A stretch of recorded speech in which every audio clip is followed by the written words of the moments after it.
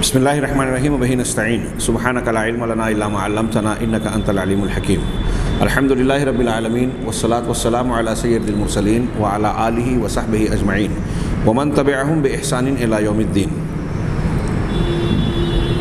اعوذ باللہ من الشیطان الرجیم. بسم اللہ الرحمن الرحیم. آمن الرسول بما انزل الیہ من ربہ والمؤمنون کل آمن باللہ وملائکتہ وکتبہ ورسلہ لا نفرق بین احد من رسلہ وقالوا سمعنا واطعنا غفرانک ربنا والیک المصیر. محترم حاضرین، ایمان بالرسول کے تحت میں بہت اہم بات جاری ہے کہ اللہ کے رسول پر ایمان لانے کے ضمن میں یہ بات بھی داخل ہے کہ آپ کے تعلق سے وہ باتیں جو ثابت نہیں ہیں اسے قبول نہ کیا جائے. آپ پر ایمان لانے کا تقاضا یہ ہے کہ جو چیزیں آپ کے بارے میں اللہ کی جانب سے مطلوب ہیں، قرآن اور حدیث میں بیان کی گئی ہیں، رسول اللہ صلی اللہ علیہ وسلم نے بیان فرمائی ہے، صحابہ کرام نے جس چیز کو پیش کیا ہے، جو قبول کیا ہے، جو اختیار کیا ہے، وہی بات ہم مانیں. جو قرآن حدیث ہی میں نہیں، جو صحابہ پھر صحابہ کے بعد تابعین اور طبع تابعین، محدثین اور امامان دین نے قبول نہیں کیا، ہم ان دعووں کو قبول نہیں کر سکتے. بظاہر اس میں نبی صلی اللہ علیہ وسلم کی محبت اور عقیدت کا کیسا بھی دعویٰ کیا جا رہا ہے. ایسے دعوے کر کے جھوٹی باتیں آپ کی طرف منسوب کرنا اور آپ کی وہ خصوصیت ثابت کرنا جو ثابت نہیں ہے، یہ دراصل قرآن حدیث کے خلاف جسارت ہے، دین کو بگاڑنے کا ایک راستہ کھولنا ہے. اور حقیقت آپ ملاحظہ فرمائیں کہ دکتور صادق نے ایسی کچھ چیزوں کا تذکرہ کرنے کے بعد مبحث ثامن میں عنوان قائم کیا، یہ آخری عنوان اہل غلو کے ہاں، کہ اختصاص النبی صلی اللہ علیہ وسلم عند الغلاۃ بتلقین مشائخ الصوفیہ الاوراد وحضور حلق ذکرہم بعد موتہ یقظۃ لا مناما. کہہ رہے ہیں کہ نبی صلی اللہ علیہ وسلم کی خصوصیت اہل غلو کے نزدیک صوفیہ کے مشائخ کو اوراد کی تلقین کرنے کے ساتھ، یعنی آپ کی یہ خصوصیت ہے کہ آپ نے اپنی وفات کے بعد صوفیہ کے بعض مشائخ اور بزرگوں کو کچھ خاص قسم کے اوراد جو صحابہ کو نہیں بتائے تھے، جو حدیثوں میں مذکور نہیں ہیں، ایسے کچھ اوراد ان صوفیہ کے مشائخ کو اللہ کے رسول نے بتائے، ان کی تلقین کی، اور آپ اپنی موت کے بعد بیداری کی حالت میں، خواب میں نہیں، اپنی وفات کے بعد جو ہے ان کے ذکر کے حلقوں میں حاضر ہوتے ہیں، شریک ہوتے ہیں. یہ خصوصیت، اس خصوصیت کا دعویٰ اہل غلو، اہل بدعت نے کیا. چنانچہ صاحب کتاب دکتور صادق حفظہ اللہ فرماتے ہیں کہ یہ قوم جب یہ کہتے ہیں تو انہوں نے حاشیے میں اپنے مقدمے میں ہی لکھا کہ ان سے مراد اہل غلو ہے، کہ اہل غلو نے جب بیداری کی حالت میں، نہ کہ خواب کی حالت میں، نبی کریم صلی اللہ علیہ وسلم سے ملاقات اور آپ کا سامنا کرنے کا دعویٰ کیا، یہ دعویٰ جب کیا تو اس مرحلے کو جب طے کر لیا تو کہ آپ سے ملاقات ہو سکتی ہے آپ کی وفات کے بعد بیداری کی حالت میں، اور آپ سے کچھ چیزیں سیکھی جا سکتی ہے، تلقی کی جا سکتی ہے، اخذ کی جا سکتی ہے. تو اب اس دعوے کے بعد، جب اس دعوے کے اس مقام تک، درجے تک پہنچ گئے، تو اب اس کے بعد انہیں یہ موقع مل گیا کہ وہ اس راستے سے دین میں ایسی چیزوں کو داخل کریں، ایجاد کریں جو دین کا حصہ نہیں ہے. بہت غور سے یہ بات سنیے گا، اصولی طور سے اس بات کی تمہید میں دکتور نے جو بات کہی بہت اہم ہے. عام آدمی، اور یہ لوگ سوچتے ہیں نا کہ بھائی جب اللہ کے رسول صلی اللہ علیہ وسلم آپ کہہ رہے ہیں یہ بدعت ہے، یہ بدعت ہے، تو اتنی رائج کیسے ہو گئی؟ تو رائج کرنے کے اسباب میں سے ایک یہ ہے کہ لوگوں نے ایک غلط طور سے ایک دروازہ کھولا دین میں، بدعتوں کو دین بنانے کے لیے، بدعتوں کو دین میں داخل کرنے کے لیے ایک دروازہ کھولا، اور وہ کیا ہے؟ وہ یہ اس قسم کے دعوے ہیں. کوئی خواب ہی کو کافی سمجھ لیتا ہے، اب جھوٹے خواب کی دعوے کیے گئے، اور یہاں تو یہ دعویٰ کر لیا گیا، اس سے پہلے کے درس میں ہم نے پڑھا کہ اللہ کے رسول صلی اللہ علیہ وسلم وفات کے بعد بیداری کی حالت میں ملتے ہیں. اب جب جن سے ملتے ہیں ان کی ملاقات کو جب آپ نے مان لیا تو ظاہر سی بات ہے کہ آپ کا ان سے ملنا جب مان لیا تو ان کو تقویٰ، شرافت، ولایت، ہاں طہارت اور اللہ کی قربت کے اعلیٰ درجے پر تسلیم کر لیں گے عام لوگ. کہہ رہے یہ تو ایسی شخصیت ہیں جن سے رسول اللہ صلی اللہ علیہ وسلم نے بیداری کی حالت میں ملاقات کی. اب اگر وہ کہیں کہ اللہ کے رسول صلی اللہ علیہ وسلم نے مجھ سے یہ کہا تو عوام بغیر کچھ سوچے سمجھے اس کو قبول کر لیں گے. اس کی سند کیسی ہے, وہ بات کیسی ہے, وہ قرآن حدیث کے مضامین سے ٹکراتی ہے یا اس کے خلاف ہے, صحابہ سلف کے عقیدے کے خلاف ہے یا موافق ہے, اس کو دیکھنے کی کوئی ضرورت ہی محسوس نہیں کرے گا. تو انہوں نے کہا کہ حقیقت میں یہ دین کے اندر بدعت ایجاد کرنے کا انہوں نے ایک راستہ اور موقع حاصل کر لیا اس دعوے کے بعد کہ رسول اللہ صلی اللہ علیہ وسلم کو بیداری میں ملاقات کی جا سکتی ہے. اب یہ کہہ رہے ہیں کہ ان کے سامنے چونکہ دین کے سلسلے میں راستہ اور دروازہ بند تھا. کیوں؟ اگر وہ یہ دعویٰ کرتے عام حالات میں, اس کے بغیر اگر یہ دعویٰ کرتے کہ بھئی یہ بھی دین ہے یہ بھی دین ہے, تو ان سے سوال ہوتا نا, ایک رکاوٹ اور آڑ کیا تھی, ان سے سوال ہوتا کہ ٹھیک ہے اگر آپ یہ کہہ رہے ہیں کہ آپ کا یہ ورد, آپ کی یہ دعا, آپ کا یہ عمل جو عبادت آپ ریاضت عبادت آپ اپنے سلسلے کی اور طریقے کی ایجاد کر رہے ہو, یہ حدیث میں کہاں ہیں؟ کتب سنت میں سے کس کتاب سے آپ نے اخذ کیا؟ کہاں ہے وہ روایت؟ نبی صلی اللہ علیہ وسلم سے ثابت ہے یا نہیں؟ صحابہ اس پر عمل کرتے تھے کہ نہیں؟ یہ ان سے سوال ہو سکتا تھا. اور یہ بھی سوال ہوگا کہ اگر آپ روایت بیان کر رہے ہیں تو یہ روایت صحیح ہے یا ضعیف, اس کے راویان کہاں ہیں, کیسے ہیں, محدثین کرام ان کے بارے میں کیا کہتے ہیں, اور اگر وہ معتبر روات ہیں تو ان معتبر روات کی روایتوں کو محدثین کرام نے نقل کیوں نہیں کیا؟ یہ ایسے سوالات تھے جو ان کے لیے دین میں کسی نئی چیز کو داخل کرنے سے رکاوٹ تھے. یہ بات اچھی طریقے سے عام آدمیوں تک پہنچانے کی ضرورت ہے کہ ہم یہ جو سند کی باتیں کرتے ہیں, امام ابن سیرین جسے مقدمہ مسلم امام مسلم نے نقل کیا, ان کا قول بڑا مشہور ہے کہ یہ جو سند ہے نا, ہم حدیثوں کی سند پڑھتے ہیں کہ فلاں آدمی نے فلاں سے حدیث سنی, انہوں نے فلاں سے سنی, انہوں نے فلاں سے, انہوں نے فلاں صحابی سے, انہوں نے اللہ کے رسول سے. یہ سند ابن سیرین رحمہ اللہ اور بعض سلف دوسرے بھی کہتے ہیں کہ یہ دین کا حصہ ہے, لہٰذا تم دیکھو کہ اپنا دین کس سے لے رہے ہو. ہاں اگر یہ سند نہ ہوتی, لولا الاسناد لقال من شاء ما شاء, صحیح مسلم میں مقدمے میں دیکھیے کہ اگر یہ سند نہ ہوتی نا تو جو شخص چاہتا اپنی منمانی بات کہتا, جو من میں آتا بیان کرتا اور کہتا کہ یہ دین ہے, یہ رسول اللہ صلی اللہ علیہ وسلم نے فرمایا. سوچئے سند کتنی اہمیت کی عامل ہے. یہی چیز رکاوٹ ہے اہل بدعت گمراہ لوگوں اور غلط فریبی لوگوں کو روکتی ہے کہ وہ جب دعویٰ کرتے ہیں تو ان سے یہی پوچھا جاتا ہے کہ تم نے یہ کہاں سے پیش کیا, سند لاؤ اپنی, ہاتھو برہانکم ان کنتم صادقین. اللہ تبارک و تعالیٰ نے قرآن بھی ہم تک اور آپ تک پہنچایا ہے, تو ہمارے سامنے بیان کیا کہ دیکھیے قرآن کی سند کیا ہے. اللہ سے لایا جبرائیل نے, جبرائیل کے اوصاف قرآن میں بیان کیے گئے, اللہ تعالیٰ نے ان کی تعدیل کی کہ وہ امین ہیں, وہ مطاع ہیں, ہاں ان کو کوئی دباؤ ڈال کے کوئی چینج نہیں کر سکتا, وہ خود بذات خود امین ہیں, وہ ذی قوت والے ہیں, کوئی ان کو دبا نہیں سکتا, ان میں کوئی تبدیلی نہیں کر سکتا, وہ خود مطاع ہے, ان کی باتیں مانی جاتی ہے, وہ کسی کی بات مان کر اس میں ہیر پھیر کر دیں یہ ممکن ہی نہیں ہے.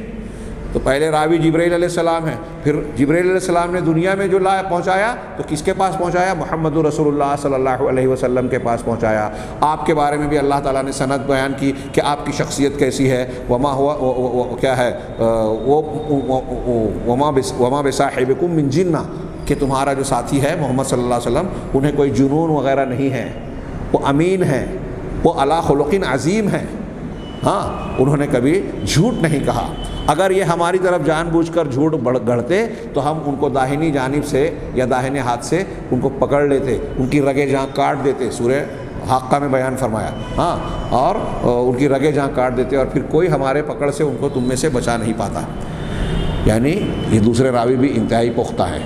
تو یہ سند دیکھی جائے گی کہ دین کی بات اگر ہم مان رہے ہیں تو وہ کہاں سے آئی, کس نے پیش کی, وہ قابل قبول ہے بھی یا نہیں. قرآن اتنا مضبوط ہے. اب اللہ کے رسول نے صحابہ کو سکھایا اور صحابہ پھر صحابہ سے تابعین تواتر کے ساتھ اس کو اگلی نسل تک پہنچاتے جا رہے ہیں پوری حفاظت دیانت کے ساتھ میں. اور قریب قریب قرآن جس طرح منقول ہے حدیث بھی اسی طریقے سے منقول ہے. اس میں تھوڑا سا فرق بیان کیا جاتا ہے جہاں کچھ لوگ دھوکہ دینے کی کوشش کرتے ہیں کہ قرآن اور حدیث میں فرق ہے. نہیں, جن راویوں نے قرآن ہم تک پہنچایا انہی راویوں نے حدیثیں بھی پہنچائی. ہاں سندوں کے معاملے میں تھوڑا موڑا بعض امور میں معمولی سا فرق ہو سکتا ہے, ورنہ دونوں کا معاملہ ایک دوسرے سے کافی ملتا جلتا اور مشابہ ہے. اور دونوں کو بالکل الگ بنا کر منکرین حدیث جو آج سید غامدی اور بعض منکرین حدیث کے گروہوں کی شکل میں پائے جاتے ہیں، اس سے پہلے پرویز اور نہ جانے کون کون لوگ تھے، سر سید احمد خان صاحب اور ان لوگوں کے احتمالات اور یہ چیزیں، ان لوگوں نے حدیثوں کے ذخیرے کو مشکوک بنانے کی جو کوشش کی، اس کو محدثین کرام نے اتنا محفوظ اور اصولی طور پر اتنا زبردست انداز میں اکٹھا کر دیا ہے کہ کوئی انصاف پسند آدمی اگر تحقیق کرنا چاہے اور حق کی تلاش کرنا چاہے تو اسے بلا شک شبہ سچائی مل جائے گی، نظر آ جائے گی، اور وہ اللہ کے نبی صلی اللہ علیہ وسلم کی حدیثوں پر سر جھکا دے گا۔ تو بہرحال یہ ایک دوسری بات کی طرف تھوڑا سا چلے گئے ہم، لیکن حدیثوں کو جس طرح محفوظ کیا اللہ تبارک و تعالیٰ نے ان اصولوں اور محدثین کے مساعی جمیلہ کے ذریعے سے، اللہ تبارک و تعالیٰ نے یہ جو انتظام فرمایا، یہ بہت بڑی رکاوٹ ہے اہل بدعت کے لیے کہ اس کی وجہ سے وہ کسی بدعت کو دین میں داخل نہیں کر پاتے۔ دھوکہ عام لوگ کھا جاتے ہیں جو جاہل ہیں، جو قرآن حدیث کے اصول اور تعلیمات سے دور ہیں، اس لیے دھوکہ کھا کے بدعت میں گرفتار ہو جاتے ہیں۔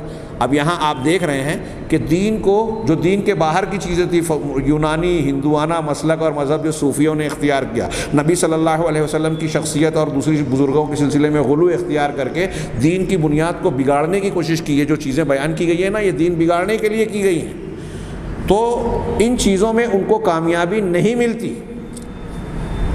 اگر وہ یہ دعوے نہ کرتے کہ اللہ کے نبی صلی اللہ علیہ وسلم نے خواب میں یا بیداری میں آ کر بیان کیا ہے، تو اپنے لیے پہلے راستہ بنایا کہ اگر ہم عام لوگوں کے سامنے، عام مسلمانوں کے سامنے کوئی نئی چیز دین سے ہٹ کر، قرآن و حدیث سے ہٹ کر پیش کریں تو وہ کیسے قبول کریں گے؟ اگر ایک انسان آ کر کہے کہ بھائی میری سمجھ میں یہ آتا ہے یا میں یہ کہتا ہوں لہذا اس کو تم قبول کرو، ایسی عبادت کرو، تو کوئی مانے گا؟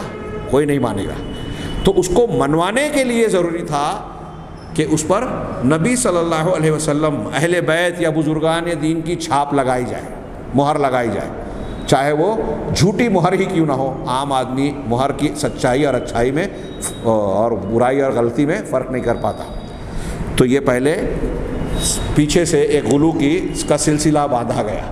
آپ کی وفات نہیں ہوئی یا آپ کی وفات ہوئی تو آپ قبر سے اپنا ہاتھ نکال کر کسی سے بات بھی کرتے رہے۔ پھر اتنا ہی نہیں، آپ اپنی قبر مبارک سے نکل کر اس سے ملاقات بھی کرتے رہے۔ لہٰذا بعض بزرگان اور بعض مشائخ جو ہیں آپ سے ملاقات کرتے ہیں، آپ سے علم و اخذ کرتے ہیں، حدیثوں کی تصدیق کرتے ہیں، جیسا کہ پیچھے کے درس میں، پیچھے کے دروس میں گزرا۔ اب جب اس دعوے اور مرحلے تک پہنچ گئے تو اب اگلا دعویٰ جو ان کا اصل مقصد تھا کہ اللہ کے نبی صلی اللہ علیہ وسلم سے ہمارے بزرگوں نے، صوفیوں نے، مشائخ نے ایسی بہت ساری چیزیں لی جو صحابہ کرام کو آپ نے نہیں بتائی تھی۔ ان کو کچھ اوراد بتائے، کچھ نئی نئی چیزیں بتائی، کچھ عبادتیں بتائی، اور پھر جو یہ غلط سلط کام کر رہے ہیں ان کا لوگ اعتبار کریں، اس لیے خوابوں اور اس ملاقات کے حوالے سے یہ بھی دعوے کیے گئے کہ نبی صلی اللہ علیہ وسلم نے فلاں شیخ اور فلاں بزرگوں کے لیے یہ مقام بیان کیا ہے۔ ابھی جیسا کہ آپ کچھ دیکھیں گے تو چنانچہ یہ کہہ رہے ہیں کہ جب قوم کے لیے یہ دعویٰ، یہ مرحلہ طے ہو گیا کہ آپ سے بیداری میں ملاقات ہو سکتی ہے، تو اب اسی دعوے کو اگلی سیڑھی بنایا اگلے مرحلے پر اونچائی پر قدم رکھنے کے لیے۔ وہ کیا؟ دین کے اندر ایسی چیزوں کو شامل کرنا، بدعات کو داخل کرنا جو دین کا حصہ ہے ہی نہیں، اسی کو اس کی بنیاد بنایا گیا، ذریعہ بنایا گیا۔ چنانچہ کہہ رہے ہیں کہ ان کے سامنے یہ رکاوٹ تھی کہ ان سے سوال ہو کہ تم یہ جو چیز پیش کر رہے ہو کہاں سے لائے، اس کی دلیل کیا ہے، کتب سنت میں سے کس کتاب سے آپ نے اخذ کیا، وہ صحیح ہے یا ضعیف ہے۔ لیکن اس جواب سے بچنے کے لیے انہوں نے دعویٰ کر لیا کہ ان سب کی جھنجھٹ ہی نہیں، سند کی ضرورت ہی نہیں، اللہ کے رسول صلی اللہ علیہ وسلم خود آ رہے ہیں، بزرگوں کو خود کشف ہو رہا ہے، آپ پردے ہٹا کر جو ہے سامنے آ گئے اور آپ نے ڈائریکٹلی جو ہے سنا دیا۔ اسی لیے صوفیوں کے ہاں یہ بھی دعویٰ کیا جاتا ہے، یہاں جو آپ اللہ کے رسول کے بارے میں پڑھ رہے ہیں، کچھ نے تو یہاں تک دعویٰ کیا کہ رسول کی بھی ضرورت نہیں رہی۔ بعض مشائخ، ہمارے مشائخ ایسے ہیں جو براہ راست اللہ سے سنتے ہیں، اور ان حدیثوں کا رد کرنے کے لیے عوام کے سامنے اس کا درجہ کم اور حقیر بتانے کے لیے وہ کیا کہتے ہیں، ان کے یہاں الگ الگ دعوے ہیں۔ مثال کے طور پہ ایک دعویٰ یہ کہتے ہیں کہ تم جو حدیثیں مانتے ہو، جس کی بنیاد پر دین لیتے ہو، وہ مردے کی روایت مردے سے ہے۔ امام بخاری، امام مسلم، امام ترمذی، امام ابن ماجہ، امام نسائی، یہ سب مر گئے، اب وہ مردے اپنے مرنے والے بزرگوں سے روایت کر رہے ہیں کہ ہم سے حدیث بیان کی فلاں بزرگ نے، ان سے حدیث بیان کی فلاں محدث نے، ان سے بیان کی ان کے استاد نے. یہ جتنے اساتذہ ہیں سند میں سب مر گئے. اور پھر وہ صحابہ سے اور وہ اللہ کے رسول صلی اللہ علیہ وسلم سے سارے لوگ دنیا سے چلے گئے. ہماری جو روایت ہے نا، یعنی یہ صوفی حضرات کہتے ہیں کہ ہمارے شیخ صاحب آنکھ بند کرتے ہیں اور براہ راست ڈائریکٹلی اللہ سے سن لیتے ہیں. ہاں، فضائل اعمال جس کو پہلے تبلیغی نصاب کہا جاتا تھا، ابھی اس کی جدید ایڈیشن میں بہت سارے واقعات حذف کر کے ایسے الٹے سیدھے جو خود ان کے علماء کو بھی شدید اعتراض تھے، ایسے بہت سارے صاف کیے. اس کے باوجود آج بہت کچھ باقی ہے اس میں، ہاں صاف کرنے کے لائق ہے. جھوٹی روایتیں، صوفیوں کی روایتیں، حکایتیں اس میں بھرپور انداز میں آج بھی موجود ہیں. تو ان کے یہاں بھی ہاں بعض فضائل ذکر وغیرہ میں ایک واقعہ نقل کیا تھا لوگوں نے. ہاں فضائل اعمال میں پہلے موجود تھا، شاید اب حذف ہو چکا ہے، پرانے ایڈیشن میں ملے گا. کہ حضرت جبرائیل علیہ السلام ایک صاحب، اللہ کے نبی صلی اللہ علیہ وسلم کا حلقہ ذکر یا حلقہ تعلیم موجود لگا ہوا ہے، اور ایک صاحب جو ہے وہ حلقے سے الگ بیٹھے ہوئے ہیں. جبرائیل علیہ السلام نے آ کر ان سے سوال کیا، یہ میں اپنے الفاظ میں اختصار سے بیان کر رہا ہوں. اس سے پوچھا کہ نبی کا حلقہ اس طرف ہے اور تم یہاں بیٹھے ہوئے ہو. تو اس نے آنکھ اٹھا کر دیکھا اور کہا کہ اس کو نبی کی کیا ضرورت ہے جس کو اللہ تعالیٰ بذات براہ راست سناتا ہے. غور فرمائیں آپ کہ ایک ایسے بزرگ نبی صلی اللہ علیہ وسلم کی زندگی میں بھی وہاں موجود تھے جن کو نبی کی ضرورت نہیں ہے. جو ضرورت نبی کا انکار کرے، آپ علماء سے سوال کیجئے کہ وہ کیا، اس پر کیا فتویٰ لگے گا. ہاں، اللہ تبارک و تعالیٰ حضرت ابوبکر صدیق عمر فاروق کو ضرورت تھی نبی کی. یہ کون سے بزرگ تھے جن کو ضرورت نہیں تھی؟ بہرحال جبریل نے جب یہ سنا تو کہا کہ یہ ایسا دعویٰ کر رہے ہیں، تو پوچھا کہ میں کون ہوں بتاؤ. تو انہوں نے آنکھ بند کی، اور آنکھ بند کرنے کے بعد جب کھولی تو کہا کہ تم جبرائیل ہو. کہا اچھا، کیسے اندازہ لگا لیا، کیسے سمجھ گئے تم کہ میں جبرائیل ہوں؟ کہا میں نے آنکھ بند کر کے ڈھونڈا تو سارے لوگ نظر آئے، لیکن آسمان زمین میں کہیں آپ نظر نہیں ہیں. بتائیے، حضرت جبریل ان کے سامنے دوسرے بھیس میں کھڑے ہیں تو یہ نظر نہیں آئے، باقی سارے لوگ اپنے اصلی بھیس میں تھے. سب کو پہچان گئے، پوری کائنات کے ہر شخصیت، ہر فرشتے اور ہر انسان کو، ہاں اتنی دیر میں. تو میں نے سوچا کہ یا تو جبریل میں ہوں یا آپ ہیں، بتائیے. جبکہ اور بھی کسی شخصیت کے بارے میں تو یہ احتمال ہو سکتا تھا کہ جبریل کسی اور کی شکل میں ہے. خیر، تو اس قسم کا دعویٰ کیا جا رہا ہے کہ اللہ کے نبی صلی اللہ علیہ وسلم کی بجائے بذات خود اللہ سے. تو یہ ایک واقعہ نقل کر کے بظاہر آپ اس کا ایک پہلو دیکھتے ہیں، ایک عام اور جاہل آدمی سنتا ہے تو اش کرتا ہے، ارے واہ کیا کیسے پہنچے ہوئے بزرگ ہیں. لیکن آپ تھوڑا سا شعور اگر استعمال کریں گے تو اس واقعے کے تناظر میں اللہ کے نبی صلی اللہ علیہ وسلم کی دین کی، شریعت کی توہین اور اس کے سچے عقیدے کی تردید کی گئی ہے. ان واقعات سے کسی کی عزت نہیں ہو رہی ہے، دین کا فساد اور بگاڑ پیدا کیا جا رہا ہے. میری بات بار بار یہ دہرا رہا ہوں، اچھی طرح سمجھیں. ہمارے ہاں عوام میں میں اس قسم کے واقعات کا رد کروں یا آپ رد کریں یا کوئی رد کرے تو اس کو برا سمجھا جاتا ہے، لیکن ان کو اس بات کا شعور نہیں ہے. ان کو جس دن یہ احساس ہوگا، وہ ان کی عقل شعور اس درجے کو پہنچے گی کہ وہ اس کی حقیقت کو سمجھیں گے کہ یہ جو واقعات بیان کیے جا رہے ہیں اس میں کسی کی عقیدت و محبت نہیں ہے، بلکہ دین کو بگاڑنے کی کوشش ہے، نبی کی توہین ہے، اللہ کی توہین ہے، قرآن کا رد ہے، حدیثوں کا رد ہے، صحابہ کا رد ہے. ایک بزرگ کی بزرگی کو ثابت کرنے کے لیے پورے دین کو داؤ پر لگایا جا رہا ہے، پورے عقیدے کو داؤ پر لگایا جا رہا ہے. کتنا خوبصورت اور گندے قسم کا کھیل ہے یہ، جس کے بہت سارے لوگ شکار بنے ہوئے ہیں اور بن رہے ہیں. اور میں یہ بیان کر رہا ہوں، پھر بھی جانتا ہوں کہ بہت سے لوگ سن کر بھی اسے نہیں مانیں گے. غور کریں، تحقیق کریں، اللہ سے حق کی توفیق مانگیں. اس میں یہ کہہ رہے ہیں کہ جب یہ دروازہ کھول لیا کہ نبی صلی اللہ علیہ وسلم سے ملاقات ہوتی ہے اور نبی کریم صلی اللہ علیہ وسلم سے ملاقات کے بعد چیزیں سیکھی جا سکتی ہیں، لی جا سکتی ہیں، تو اس کی بنیاد پر شرعوا من الدین ما لم یأذن بہ اللہ، دین کے ایسے احکامات اب ان لوگوں نے بنا لیے جس کی اللہ نے اجازت نہیں دی. اللہ کے رسول سے ملاقات ہو گئی خواب میں یا بیداری کی حالت میں، اور آپ نے مجھے یہ ذکر بتایا، آپ نے فلاں شیخ اور فلاں کو جو ہے یہ عبادت بتائی. اب وہ سند کی ضرورت ہی ختم ہو گئی. حدیث کی کتاب میں ہے کہ نہیں ہے کوئی ضرورت نہیں، وہ صحیح ہے یا ضعیف ہے اس کو سمجھنے کی ضرورت نہیں، تحقیق کی ضرورت ہی نہیں، محدثین کے تردید اور اس کی گویا ضرورت ہی نہیں ہے. ڈائریکٹ اللہ کے رسول صلی اللہ علیہ وسلم سے سن لینے اور حاصل کر لینے کا جب دعویٰ کر لیا گیا تو یہ ساری چیزیں بیکار ہو گئی.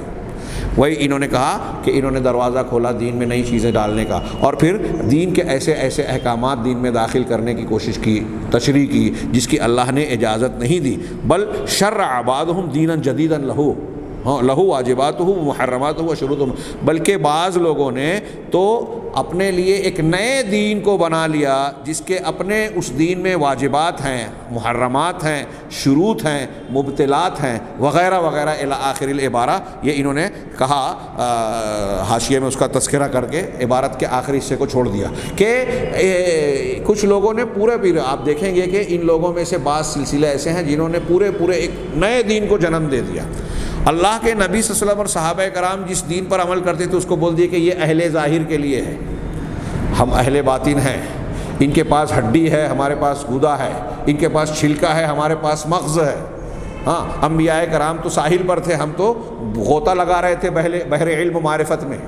فَإِنَّا لِلَّهِ وَإِنَّا إِلَيْهِ راجعون.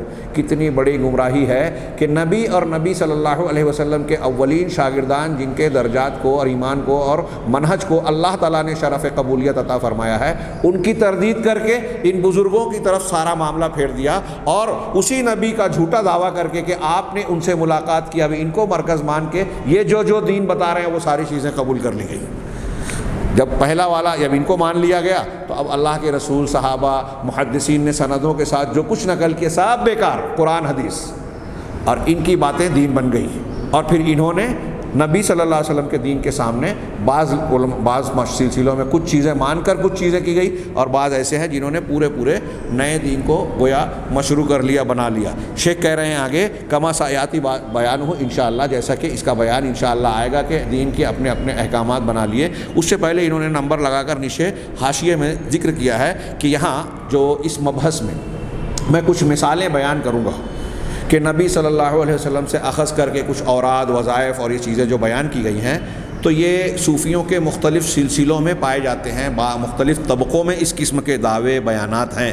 لیکن یہاں میں کچھ مثالیں جب بیان کر رہا ہوں اس کتاب میں ان تصوف کے سلسلوں اور ساری عبادتوں اور ساری چیزوں کو تو پیش نہیں کیا جا سکتا، تو جو نمونے میں پیش کروں گا تو صرف ایک سلسلے کے کچھ نمونے پیش کروں گا، وہ ہے سلسلہ الطریقۃ التجانیہ. ہاں، طریقہ تجانیہ کے ان امور کی طرف اشارہ کرتے ہوئے جو میں نے بیان کیا کہ اہل غلو نے نبی صلی اللہ علیہ وسلم سے یہ دعویٰ کیا اور آپ سے اخذ کرنے کا دعویٰ کیا. یہ تجانیہ ان کے ارد گرد اور ماحول میں پایا جاتا ہے.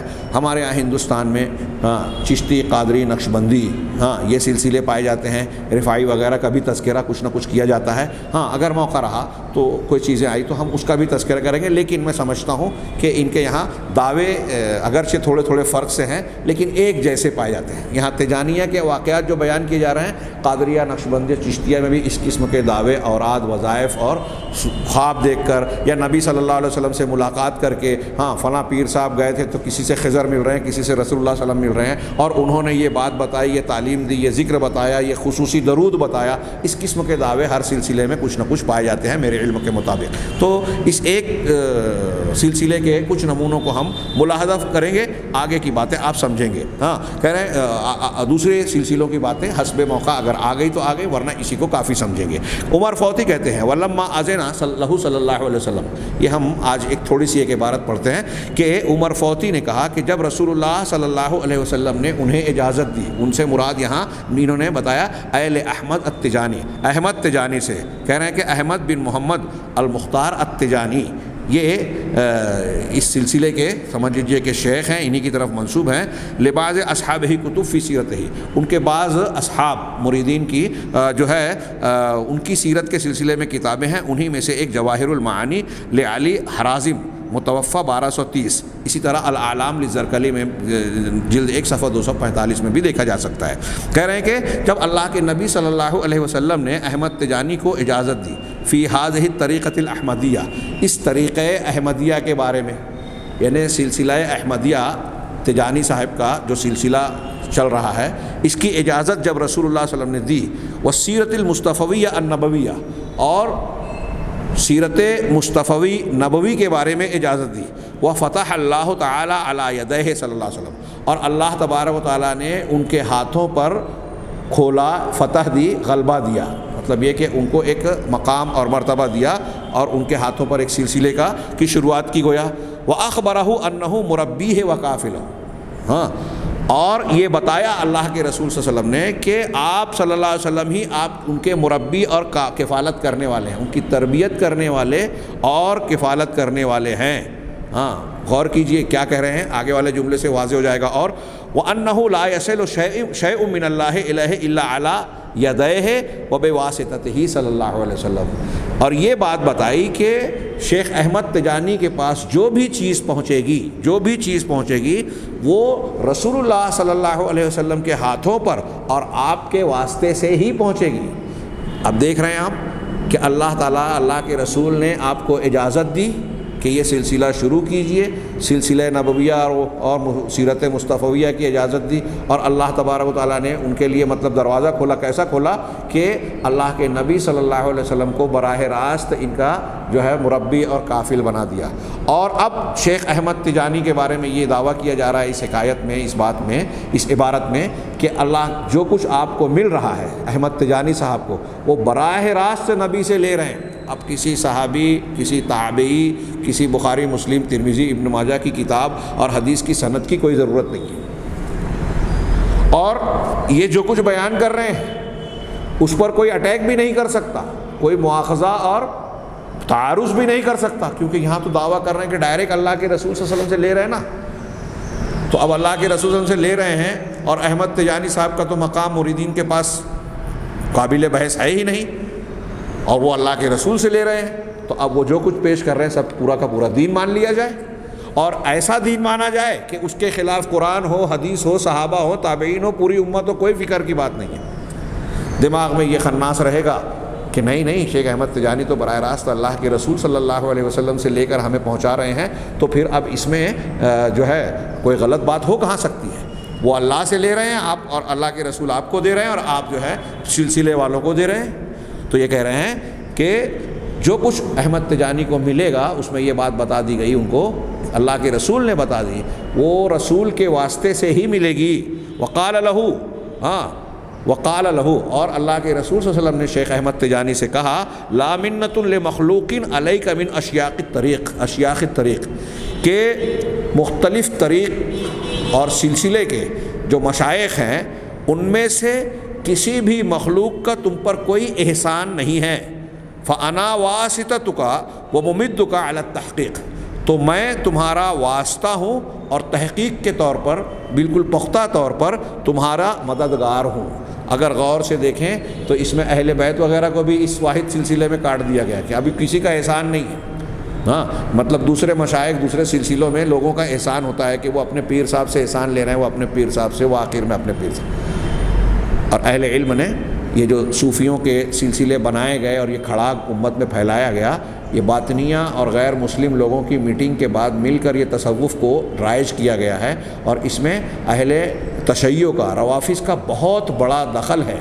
ہاں، اور اس سلسلے میں لوگوں نے تحقیق کے ساتھ یہ بیان کیا کہ انہوں نے اس بات کو خوب سوچ سمجھ کر اختیار کیا کہ چونکہ مسلمانوں میں اہل بیت کا تذکرہ عقیدت سے کیا جاتا ہے، اور ان کے حوالے سے کوئی بات آئے تو اس کی بغیر تحقیق کے بھی باتیں قبول کر لیتے ہیں، لہٰذا صوفیوں کے اور شیعوں کے یا اہل باطنیہ کے جتنے بھی سلسلے ہیں، جتنے بھی دعوے کیے جاتے ہیں، آپ غور سے دیکھیں گے تو معلوم ہوگا کہ ہر دعویٰ وہ اس کو منسوب کرتے ہیں اہل بیت کی طرف، تاکہ لوگ آنکھ بند کر کے قبول کر لیں عقیدت کی نظر دیکھتے ہوئے. ہاں، کوئی ابو بکر صدیق، عمر فاروق کی طرف نسبت نہیں رکھتا، فاروق صدیقی، عثمانی نہیں ملے گا آپ کو تصوف میں، ہاں باطنیہ میں.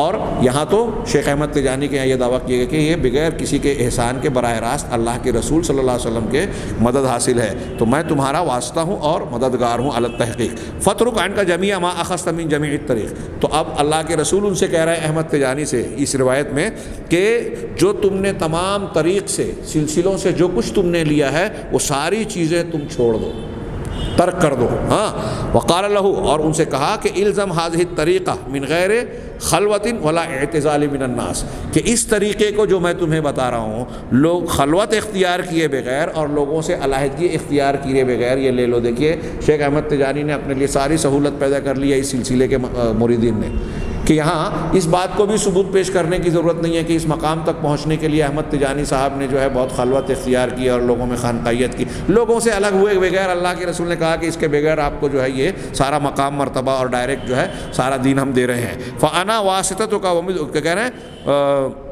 وقال له الزم حتی تصل الی مقامک الذی وعدت بہ، یہاں تک کہ آپ اس مقام تک پہنچ جائیں بغیر اعتزال اختیار کیے ہوئے، خلوت اختیار کیے ہوئے، یہاں تک کہ اس مقام پر آپ پہنچ جائیں جس کا آپ سے وعدہ کیا وہ کیا گیا ہے۔ وانت علی حالک من غیر ضیق ولا حرج، اور آپ اپنی اسی حالت پر قائم رہیں، کوئی بدلنے کی ضرورت نہیں ہے، بغیر کسی تنگی کے اور بغیر کسی حرج اور مشقت کے، ولا کثرت مجاہدۃ، اور نہ ہی کوئی کثرت ریاضت اور مجاہدہ بھی بہت زیادہ کرنے کی آپ کو ضرورت نہیں ہے۔ وَاتْرُكْ عَنْكَ جَمِيعَ الْأَنْبِيَاء، اور جمیع الاولیاء، اور تمام اولیاء کو اپنے پاس سے جو ہے چھوڑ دیجئے، ہاں آپ بس اس پر انحصار کیجئے۔ یہ ابھی ان کی عبارت کا ایک حصہ بیان کیا، ایک عبارت بیان کی گئی ہے رماح حزب الرحیم جلد 1 صفحہ 191 سے۔ ابھی ان کی یہ بات اور احمد تجانی کے تعلق سے ان کے دعوے جاری ہیں، انشاءاللہ اگلے درس میں ان کے یہ اقوال اور ان کا جائزہ لیا جائے گا۔ اللہ تعالی ہمیں خیر کی توفیق دے، وآخر دعوانا ان الحمدللہ رب العالمین۔